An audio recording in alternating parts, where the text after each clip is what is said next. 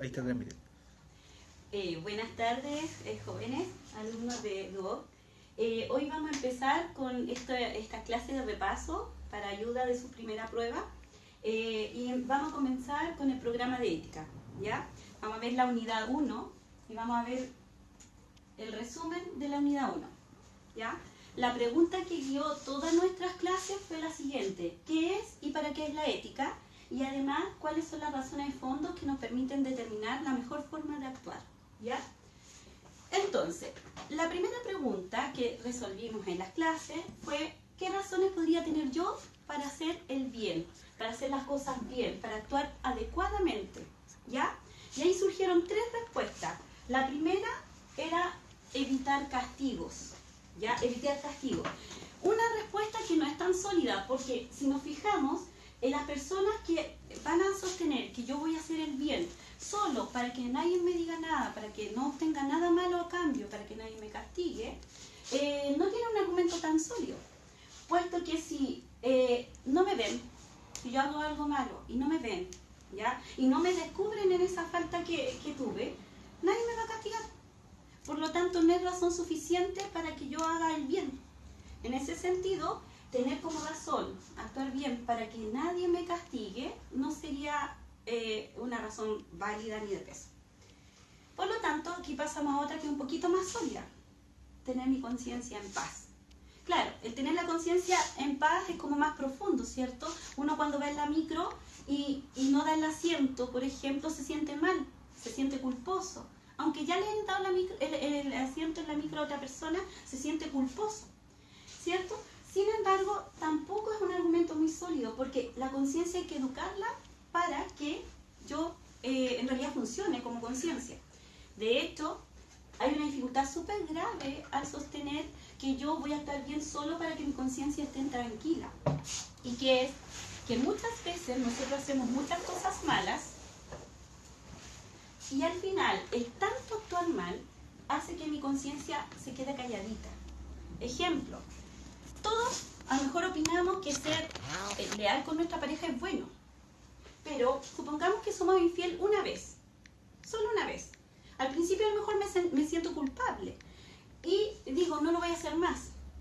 Pero basta con que yo me acostumbre a ser infiel reiteradamente para que esa conducta se vuelva un hábito. Esa mala acción que yo en principio, mi conciencia me decía, eso no se hace, eso está mal, yo me vuelvo un hábito y al final yo mismo empiezo a buscar razones para que esta conciencia se deje de molestar, ¿ya? Que esta conciencia se quede calladita y empiezo a decir, bueno, a lo mejor no me ponía tanta atención, no me trataba bien, me he sentido muy solo, etc. Entonces, esta frase yo creo que es la más importante para determinar que el solo mantener mi conciencia en paz no es razón suficiente para que yo diga, hoy tengo que hacer las cosas bien, tengo que actuar el bien y tengo que buscar el bien. Y es esta: quien no vive como piensa, termina pensando como vive. Si yo hago siempre el mal, al final el mal pasa a ser parte de mi vida. Y yo voy a tener razones para decir, está bien lo que estoy haciendo, ¿ya? Frente a eso, nos queda una tercera opción. ¿Por qué yo hago el bien? Y esta es una opción mucho más de peso, porque tiene que ver con todo lo que el hombre es. Y es simplemente o profundamente querer ser feliz. Aristóteles nos va a decir, todo lo que hacemos lo hacemos para ser feliz. Todo paso que yo doy en mi vida, toda acción, toda elección que hago, es porque yo en el fondo quiero la felicidad, ¿ya? Es un anhelo de perfección, es un anhelo íntimo de que cualquier cosa que haga, más que con el otro, tiene que ver con mi propia vida. Y en ese sentido parece ser la razón más de peso que tenemos para responder a la pregunta de por qué yo hago el bien o por qué yo actúo bien. En ese sentido, porque llegamos a esta conclusión, nosotros vamos a trabajar con la ética clásica, ya que es la ética principalmente de Aristóteles. Es una ética que pretende ser una ciencia racional que va a apuntar todo nuestro camino a hacer el bien porque quiero ser feliz. Si yo ayudo a otro, si soy generoso, no lo hago tanto por el otro. Sí lo hago por el otro, porque eso es la generosidad. Pero en el fondo es porque de eso depende que yo haga una vida feliz. Ya. Entonces, ese es el marco donde nos vamos a mover. vamos ahora a una definición posible de ética, ¿ya? ¿Qué pretende ser la ética? ¿Ya? Definición y características entonces de la ética. Empecemos. La ética, en primer lugar, es una ciencia cuyo objeto es orientar los actos humanos hacia un fin último. ¿Ya? Esa es como la definición, eso es lo que espera la ética. Primera palabra clave ahí, ciencia. ¿Qué significa que algo sea ciencia? Porque en el fondo la ética se va a mover en problemas bien especiales, problemas por ejemplo como el aborto, la eutanasia, y necesitamos saber si eso es bueno o es malo. Son problemas que no son fáciles de solucionar. Entonces, ¿qué va a hacer la ética? Quiere convertirse en una ciencia. Quiere que lo que busque, o lo que encuentre como respuesta, mejor dicho, sea racional, sea objetivo, sea sistemático, que no dependa solo de opiniones subjetivas. Porque pensemos, por ejemplo, en el aborto. Hay gente que dice que es bueno el aborto, hay gente que dice que es malo el aborto, y otros dicen más o menos. A veces sí, a veces no. Hay ciertas causales que yo voy a decir sí, es bueno el aborto, ¿ya? Pero no podemos dejar que todo este tipo de cosas que tienen que ver con nuestra felicidad a la larga estén sometidas a las opiniones subjetivas y que vayan cambiando con la cultura o con las personas que van opinando acerca del tema. Nosotros necesitamos saber qué hacer en cada caso, qué de verdad debemos hacer. Y en ese sentido, si la ética pretende ser ciencia es porque pretende buscar estas respuestas objetivas, ¿ya? De hecho, si nosotros vamos a la opinión de los demás, vamos a tener que las opiniones van a depender de la experiencia de cada persona. Este dibujito yo creo que es decidor, porque acá tenemos un número. Para él es 9, para este otro es 6. Pero esto que está aquí, algo debe ser. Claro, no podemos discutir que bajo la perspectiva de cada uno de ellos, es respetable que bajo este enfoque para él sea 9 y para él sea 6. ¿Pero qué es esto? Porque no da lo mismo. O sea, si diera lo mismo, no importa. Pero no da lo mismo. Porque si yo te pido a ti 9 millones de pesos y te devuelvo 6, tú no vas a decir, oye, no, yo te presté 9. Bueno, para mi lado es un 6, está bien, míralo por el otro lado. Entonces, esto debe tener una realidad independiente de la experiencia de cada uno. Y eso es lo que busca la ética. Ya. Entonces, la pregunta es si son verdaderas las afirmaciones, si lo que yo busco es verdad o no. Entonces, por eso la ética busca la verdad, ¿ya? Busca saber qué está bien y qué está mal, pero eso que está bien o está mal de verdad, es decir, verdaderamente. Y en ese sentido, nosotros tenemos que dar una definición de verdad. Y no es que andemos buscando la verdad del origen de todo, esas verdades que son casi inalcanzables, que todavía andamos buscando, sino que nosotros vamos a aceptar como verdad aquella afirmación que yo haga de la realidad y que yo pueda ir justamente a comprobarla en esa misma realidad, ¿ya? En esa misma realidad. Es decir, ejemplo, supongamos que ninguno de nosotros conocemos lo que son los gatos y alguien hace la afirmación, los gatos son mamíferos, ¿cierto? ¿Cómo sé yo si esa afirmación es verdad? Simple, súper simple. Voy a la realidad y veo si esa afirmación es correcta. Eso es lo que pretende hacer la ética. O sea, yo voy, miro los gatos, veo que se alimentan así, que son de tal forma y hace verdadera inmediatamente la afirmación de que eso es verdad. ¿Y qué pretende la ética entonces? Pretende encontrar verdades. Afirmar ciertas cosas y ver si en la realidad eso va a ser verdad o no, ¿ya? Segunda característica que pretende la ética, juzgar o orientar los actos humanos. De hecho, acá el tema es bien importante porque yo aquí puse estas dos imágenes porque a simple vista parece lo mismo. Pero aquí tenemos un perro ladrándole a un gato y atacando a alguien más pequeño que él. ¿Podemos juzgar si ese perro es malo, es bueno, si esa acción está dentro de la moral o no? No. Porque los animales actúan por instinto. Lo que hemos visto en otras clases, actúan por instinto. En antropología lo vimos. Y por lo tanto, lo que él hace, lo hace porque es un animal que actúa así.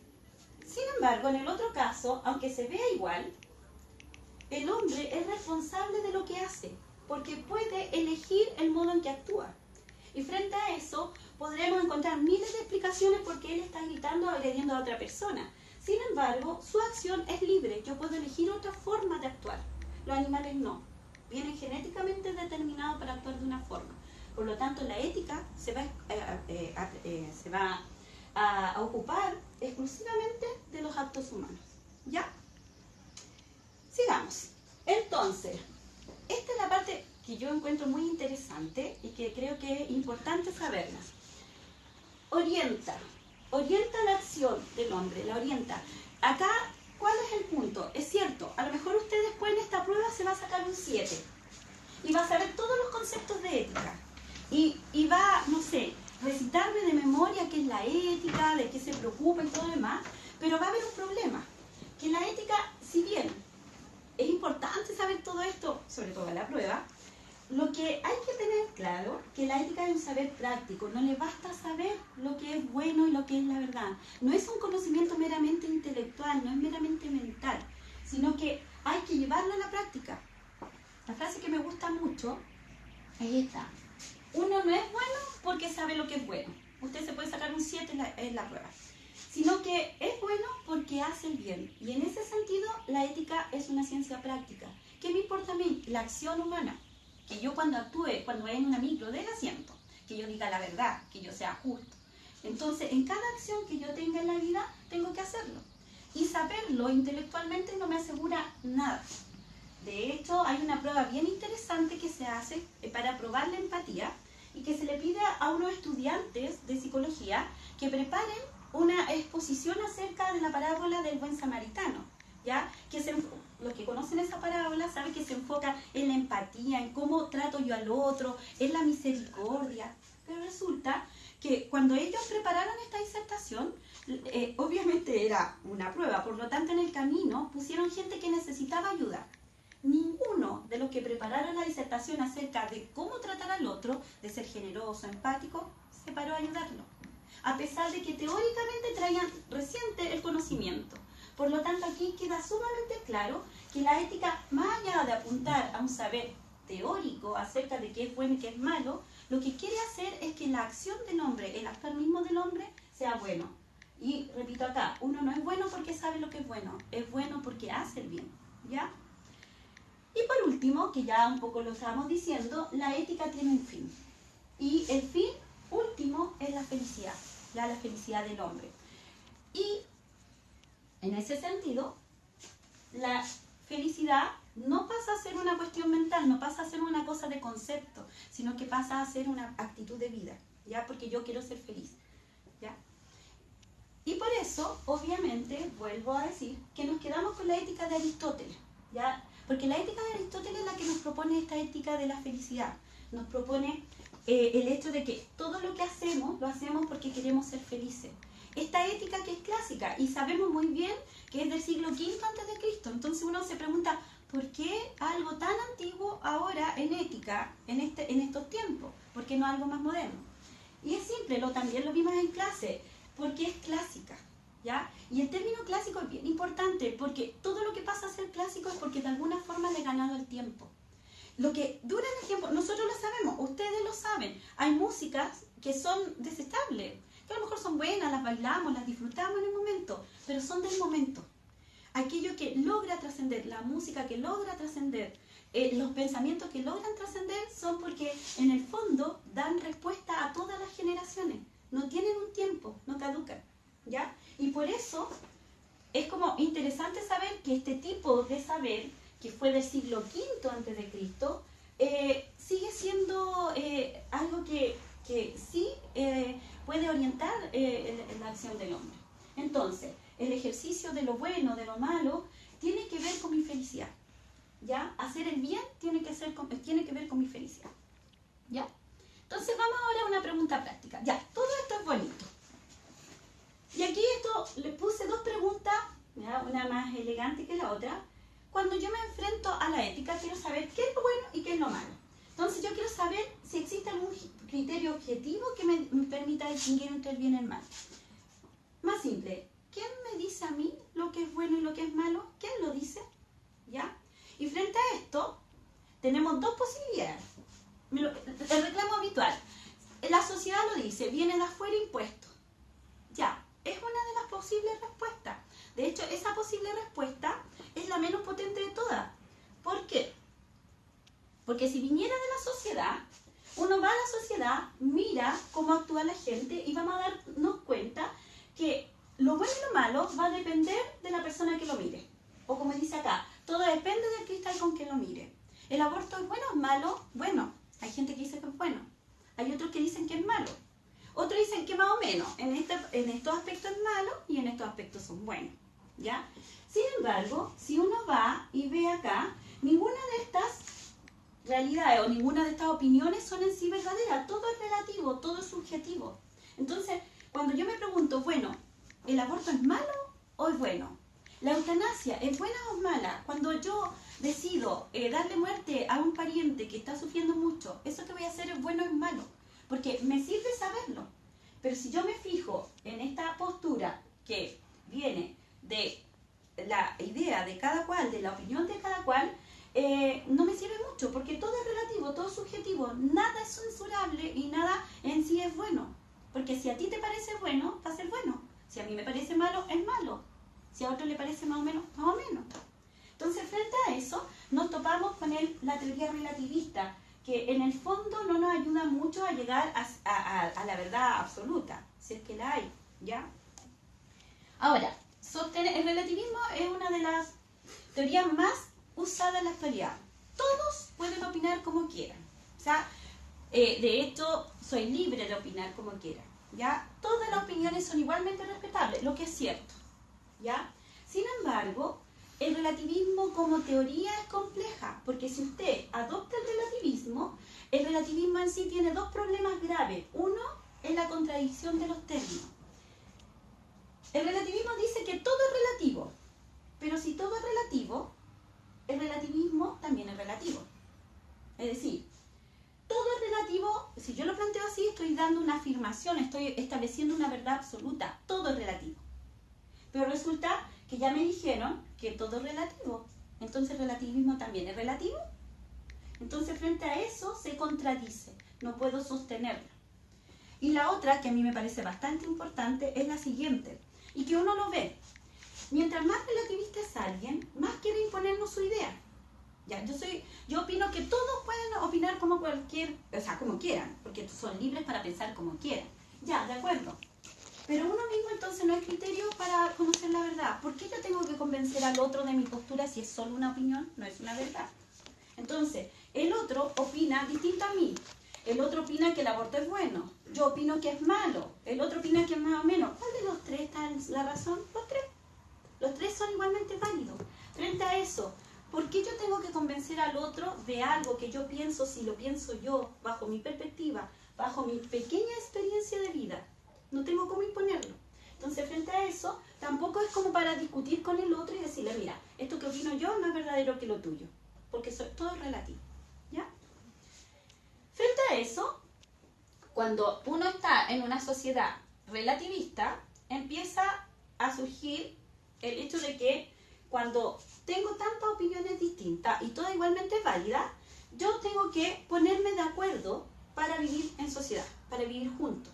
Si todos opinamos distinto, es verdad, nos agarraríamos del moño, pelearíamos mucho frente a ciertas situaciones. Por lo tanto, lo que hay que hacer es ponerse de acuerdo, dictar convenciones. Y entonces ahí es donde empezamos a dictar ciertas reglas, ¿ya? ¿Para qué? Para convivir en paz.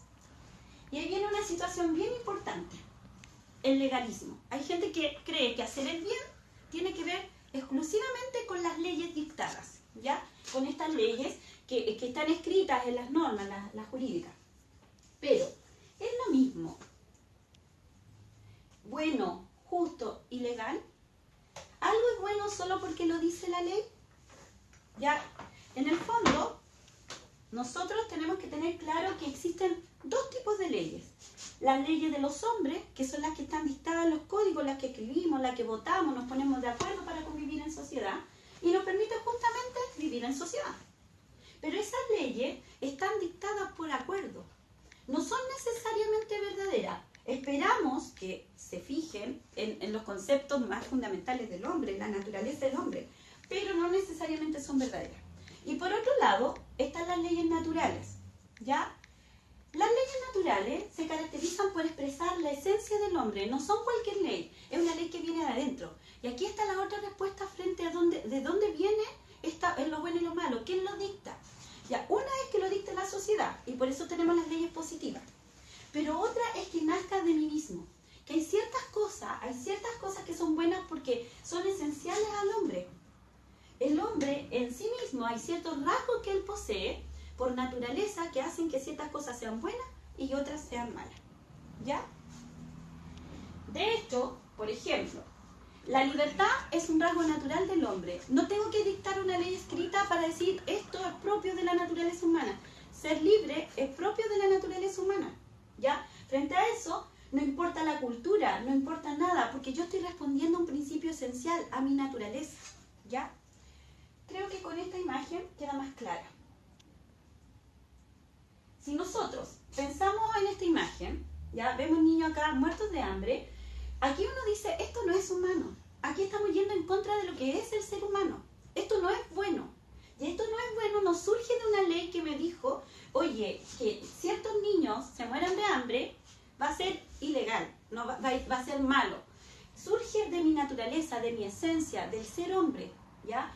Acordémonos que el hombre es el único ser que se puede deshumanizar, puede perder su condición de ser hombre y hacer cosas que no son tan humanas. Acá la falta nos agrega algo para entender este punto. ¿Y no será que en este mundo hay cada vez más gente y menos personas? ¿No será así? De repente no les ha pasado a ustedes que cuando hacen un acto bueno, todos se admiran y dicen, esto es muy bueno lo que está haciendo, y se sorprenden por un acto que es esencialmente humano, que nace desde el interior, que nace desde la naturaleza de ser hombre. Y todos se admiran. Cuando es natural actuar así, es propio del hombre actuar así. Esas son las leyes propiamente humanas, nacen de mí, nacen desde mi interior. Entonces, estas ya son súper distintas a que alguien me diga desde afuera que hay que actuar bien, porque es de dentro, ¿ya? Estas leyes naturales que están dentro de mí son de la conciencia moral. Esta es la conciencia moral, dentro. Ojo, ya dijimos que esta conciencia se podía callar, nosotros la podríamos hacernos los lesos, engañarla. Pero, obviamente, por eso mismo, tenemos que entender de qué se trata. Primero, ¿de qué se trata la conciencia moral? Este dibujito yo creo que lo expresa mucho, yo creo que todos lo conocen. Cuando nosotros vamos a actuar, antes de actuar, esta conciencia moral me va a decir, esto es bueno, esto es malo. ¿Ya? Después de actuar, van a venir todos estos juicios morales que me van a decir, chuta, esto que hice fue malo. O, justo, hice lo bueno, di el asiento en la micro, me siento bien.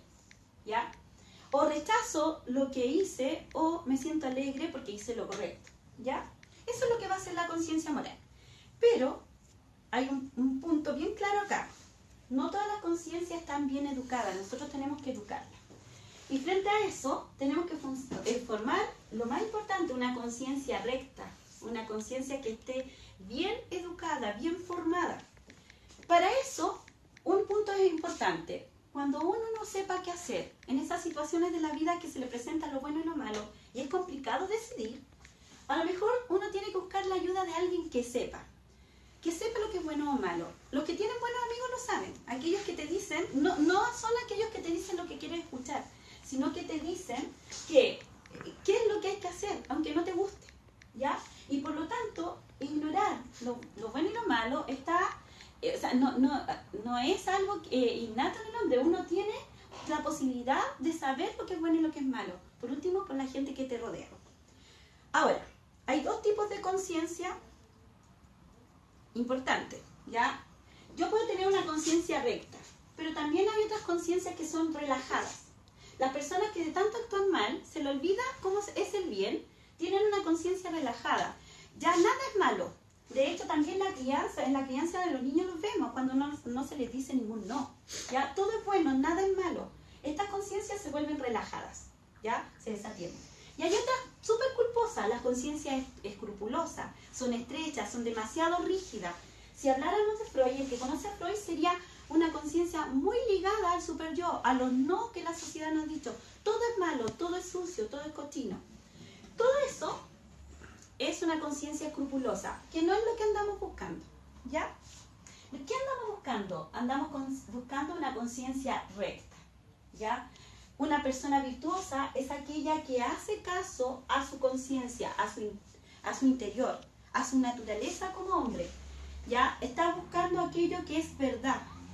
Se está guiando por las leyes naturales, quiere tomar buenas decisiones. Esa es la conciencia recta, la conciencia educada. ¿Ya? Ahora, es cierto, es bonito decirlo, pero es sumamente difícil conseguir. No es fácil obedecer a esta conciencia. La conciencia recta necesita que yo cultive la virtud, que yo me vuelva bueno, que haga el bien constantemente para acostumbrarme a este bien. Ya no es fácil ser bueno. Y lo otro, es súper importante obedecer esta conciencia porque no es que la sociedad me esté diciendo lo bueno, viene de mí. Y si no me obedezco a mí mismo, ¿a quién voy a obedecer? ¿Ya? Eso. Ahora, un punto importante también, que si estamos hablando de la conciencia, es que existe la posibilidad de la objeción de conciencia. Ya dijimos que hay ciertas leyes dictadas por convención, que no necesariamente son buenas. A veces hay leyes injustas, ¿ya? Leyes que, si bien son legales, son muy injustas, ¿ya? En ese sentido, cuando yo hablo de esto, yo puedo tener una objeción de conciencia. En el fondo la pregunta, ¿es lícito no realizar una acción que va en contra de mi conciencia? Claro que es lícito. Porque hay ciertas leyes que no están basadas en la verdad, están basadas en una convención, ¿ya?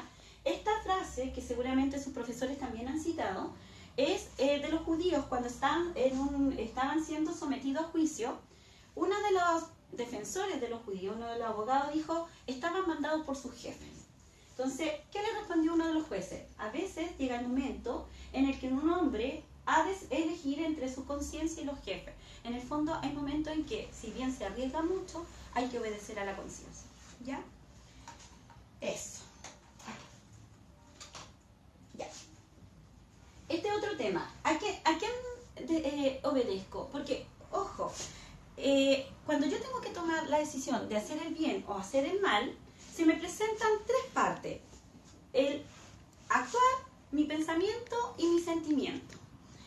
¿Quién decide lo que es bueno y lo que es malo? ¿Mi razón? ¿Mi sentimiento? ¿Quién lo decide? ¿Ya?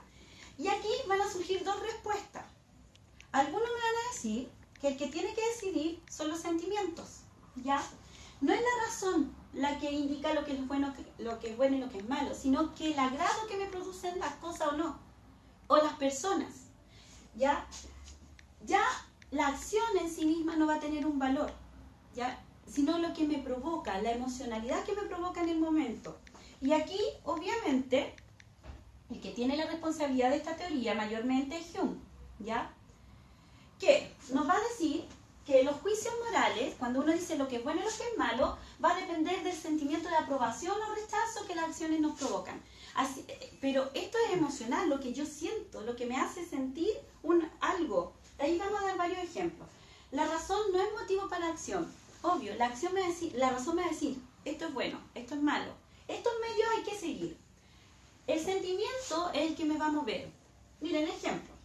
Yo sé intelectualmente que le debo a alguien, pero no le voy a pagar si no me siento inclinado, si no quiero pagarle, si no siento que quiero pagarle. Frente a eso, el sentimiento es el que me va a mover a la acción, ¿ya? Les voy a poner estos ejemplos.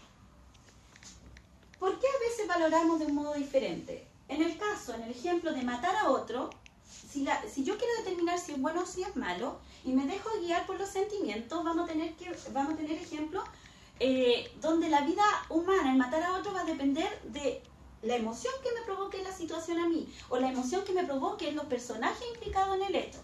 Ejemplo, el tema de Sofía, esta chiquitita que fue ultrajada, que fue maltratada y que obviamente la mataron. A todos nos provoca un sentimiento de dolor, de rechazo, porque es una niña desvalida, que no tenía la posibilidad de defenderse. Entonces, frente a esta muerte, no hay duda, es malo, es mala esa muerte. Pero si tomamos otros casos, acá dice pedófilo muerto, problema resuelto, uno dice, sí, hicieron el mal. O esta otra, que es mucho más, yo no quise poner una imagen más fuerte, pero cuando encerramos a un montón de presos, esto es de la cárcel en San Miguel, todos esos presos murieron calcinados, encerrados, no les dieron la posibilidad de huir, y murieron con fuertes dolores, quemándose. Uno se pregunta, ¿está bien que el ser humano muera así? ¿Es humano que suceda eso? Frente a eso, obviamente que tenemos una disparidad de lo que sentimos frente a los protagonistas de esta historia. Acá no hay duda de que fue malo, porque nos provoca un sentimiento de piedad con las chiquititas, que obviamente hay que tenerlo, o sea, nos da mucha ira que les pase algo así a un niño. Pero acá podemos escuchar comentarios como, bueno, algo hicieron, por algo estaban ahí. Frente a eso, parece que la muerte de una persona y otra tiene distinto valor dependiendo de lo que provoque emocionalmente en nosotros. Y la ética no pretende eso, porque matar es bueno o es malo, ¿ya? ¿Cuál es la dificultad de la teoría emocional? Ya un poco lo hemos dicho, ¿ya?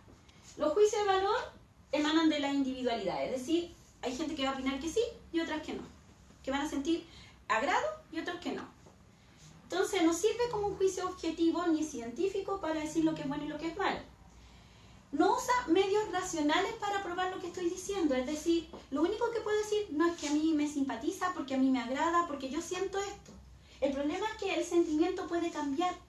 De hecho, con Sofía hubo toda una revolución porque en el momento provocó grandes sentimientos de apoyo, de piedad y todo lo demás, pero eso pasó. Y mientras esté el sentimiento, mientras pase, o si no, pensemos por ejemplo en el ejemplo del cename. Toda la vida se ha sabido que los chicos están en una situación desventajosa, de dolor, de sufrimiento. Pero basta con que muera alguien, ahí sí. Y después nos olvidamos. ¿Por qué? Porque el sentimiento se apagó. Frente a eso, parece que el sentimiento no es la mejor opción, ¿ya? La otra teoría nos va a decir que lo que tenemos que tomar en cuenta es justamente la razón, ¿ya? La razón es la que me va a dictar cuáles principios son buenos y cuáles son malos. Acá varios ejemplos. Uno que me gusta mucho a mí es el ejemplo de Kant. Él pone el ejemplo de una persona que es miserable, un ser humano que toda su vida es un constante sufrimiento, un constante dolor. La miseria humana por todos lados. Pero cuando uno le pregunta, ¿por qué se mantiene en la vida? ¿Por qué no se mata? Él dice, porque es malo matarse. Porque la razón me dice que es malo matarse. Toda su emoción, él está desagradado, no le agrada vivir, la vida no le ofrece placeres, le ofrece displaceres. Frente a eso, él se mantiene en la vida solo porque la razón lo dice. O otro que nos expone en la misma idea, que es Sócrates, ¿ya? Que dice que el que conoce el bien necesariamente actúa bien, y el que hace el mal lo hace por ignorancia. Claro, esta frase es súper entendible. Dijimos que el bien viene de adentro. Entonces, si yo conozco lo que hay dentro mío, obviamente voy a actuar bien, ¿ya? Sí, eso es verdad. La razón me va a dictar los principios morales. El problema es que todos sabemos que muchas veces, sabiendo lo que es bueno, hacemos el mal, ¿ya? La respuesta a eso es bien simple. No somos solo intelecto. Ese es el problema. Si fuésemos solo intelecto, nos pasaría lo que Dios. Dios es bueno, es absoluto bien, porque es solo un intelecto. Nosotros tenemos emociones, tenemos los instintos, tenemos los deseos, las pasiones, todo lo que ustedes han estudiado en las clases de antropología. ¿Ya? Voy a hacer esto porque queda encima. Entonces, sin embargo, sí es cierto que que hay que mantener como un equilibrio entre la razón y los sentimientos, pero es la razón la que me va a decir lo que es bueno y lo que es malo. La razón es la que conoce la naturaleza humana, sabe, analiza. La razón es la que tiene los juicios morales. Y por lo tanto, acá, solo si la razón dicta ciertos principios, estos principios no van a cambiar. Se van a volver obligatorios porque nacen desde mi interior. Y obviamente van a determinar mi conducta, que es una conducta humana.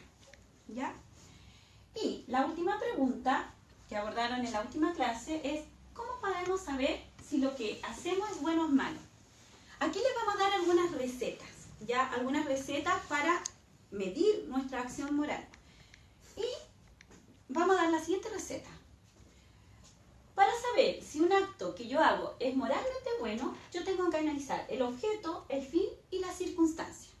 Les voy a dar un ejemplo. Supongamos que yo encuentro a alguien atorándose así, ahogándose en el suelo. Y yo tomo este jarro de agua y se lo doy. Con esa acción, ¿qué pretendía yo? Pretendía que no se ahogara, aliviarlo de ese malestar. Pero resulta que se toma el agua y se muere. ¿Ya? Frente a eso, analicemos lo que hice yo. Yo me voy a sentir culpable, se murió alguien. Entonces, frente a eso, hay que analizar la situación. El objeto se va a referir a lo realizado, a la acción misma, a lo que yo veo inmediatamente. Entonces, primero, ¿qué hice?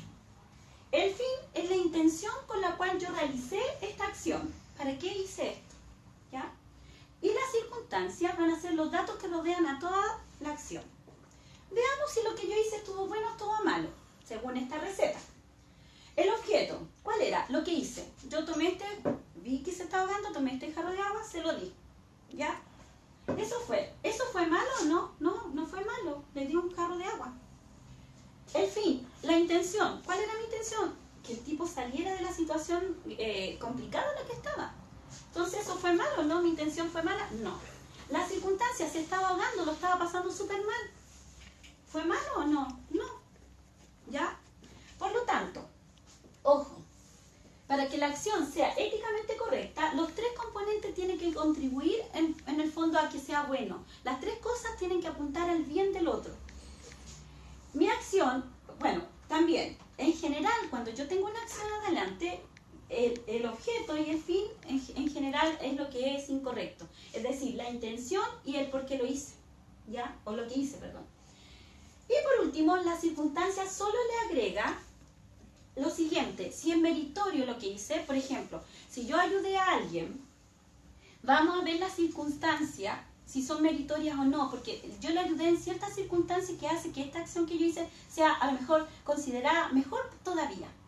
O si agrava mis culpas, porque la circunstancia, no sé, si estafé a un niño pequeño, si estafé a alguien que estaba más de ventaja que yo, en el fondo, ¿qué va a pasar? Que va a agravar mis culpas, ¿ya? Ahora, también tenemos ciertas situaciones donde el fin no es tan claro, que se llaman situaciones que tienen un principio de doble efecto, es decir, van a terminar, todo termina van a tener dos fines, uno más feliz que el otro, uno bueno y uno malo. El efecto bueno es lo que yo busqué, pero el malo yo no lo buscaba, pero sucedió igual. Ejemplo, un médico que está tratando a un paciente con una enfermedad terminal y que presenta un dolor muy intenso. Él sabe que la cantidad de analgésico necesaria para aliviar su dolor es tal que también va a acortar su vida, va a hacer que viva menos. ¿Qué pasa acá? Que efectivamente este doctor está enfrentando una situación complicada porque tiene dos finales, ¿ya? Ahora, ¿cómo analizamos esta situación?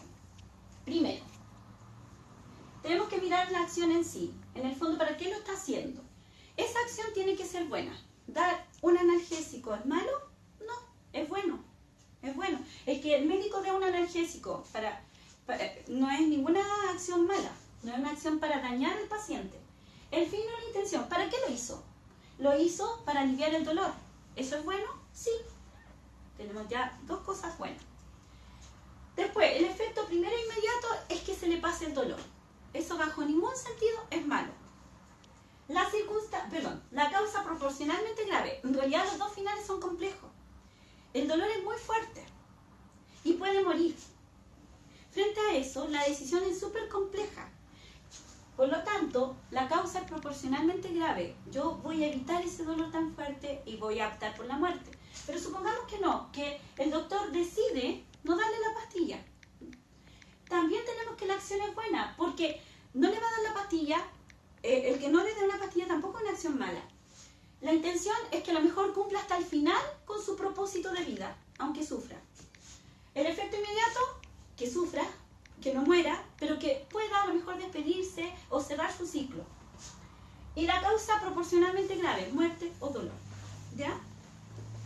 Entonces, acá, si cumple con todas estas condiciones, no vamos a decir que esto que hizo la persona es malo.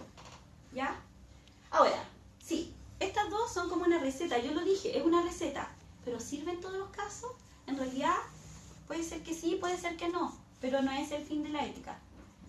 A ver, este es el final de la presentación. Y es, creo yo, la más importante porque cierra como todo el ciclo de lo que hemos estado viendo esta clase. La ética no apunta solo a distinguir lo bueno y lo malo. Puede haber muchas recetas de hacer el bien y hacer el mal. Pero yo no tengo que perder de vista que lo que yo busco es mi felicidad, mi plenitud como hombre, como ser humano. Frente a eso, no tengo que cumplir las normas por cumplirlas, porque eso queda como falto de espíritu, falto de carne en el fondo. Yo hago o cumplo las leyes, pero en el fondo no soy feliz. Lo que yo busco es la excelencia moral, ser bueno. bueno, ser excelente persona. De hecho, esta frase me gusta mucho, aunque quedó un poco tapada. La ética es el arte de vivir. El arte de hacer las cosas bien, de volverme sabio, de tomar buenas decisiones en la vida. ¿Por qué? Porque ya lo dijimos, el camino del hombre apunta a la felicidad. Si yo voy a actuar, tengo que estar pensando en mi felicidad, porque esa es la idea. Entonces, pueden haber un montón de recetas, podemos aplicar estos cuadritos. Sí, mi fin era bueno, mi objetivo era bueno, pero en el fondo, más allá de obedecer la ley por obedecerla, debo obedecer o hacer el bien porque quiero ser feliz. Bueno, eso era en el fondo un poco lo que les queríamos transmitir en este primer momento de las clases, en esta primera unidad. Espero de verdad que les haya quedado claro y bueno, que les vaya muy bien en su prueba. ¿Ya? Chao.